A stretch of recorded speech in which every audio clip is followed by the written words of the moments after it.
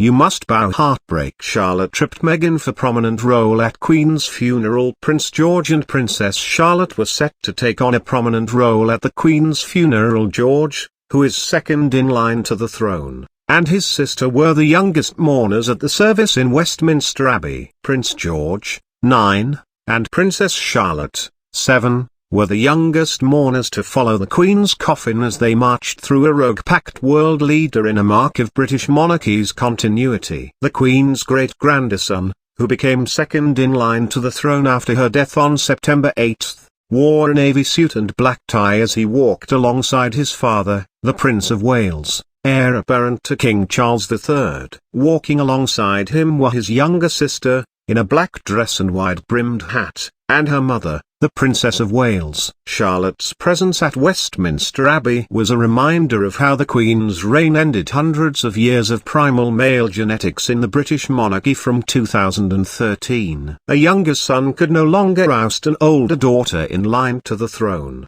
meaning Charlotte is third in line to the throne and her younger brother Louis was absent from the funeral.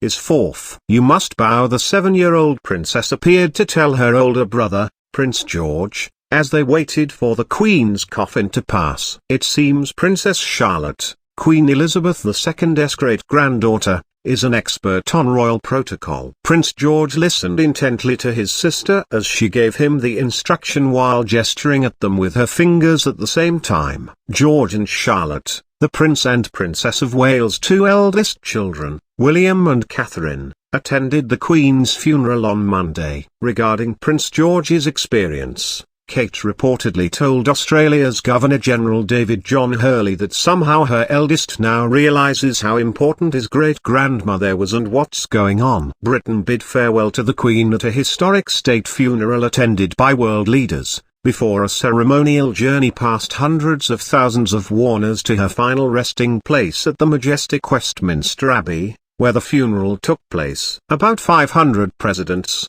prime ministers, foreign royal family members and dignitaries including Joe Biden of the US were among the 2,000 congregations. Attention later turned to St. George's Chapel at Windsor Castle, her final resting place, where some 800 guests attended a funeral service before her burial. It ended with the crown orb inspector, symbols of the monarch's power and rule, being removed from the coffin and placed on the altar. Queen Elizabeth's coffin was then lowered into a royal vault. Meghan Markle was later seen very emotional and crying after the funeral service outside Westminster Abbey. The Duchess of Sussex wiped away tears. The Archbishop of Canterbury preached the homily at the funeral and at the time said of the Queen's devotion to serving the nation, quote, "Seldom has such a promise been so well kept." The 2-minute silence at the state funeral was a poignant moment in itself and set the tone for the end of the service around noon. The laid wreath and Queen's coffin carried a very special message from King Charles III,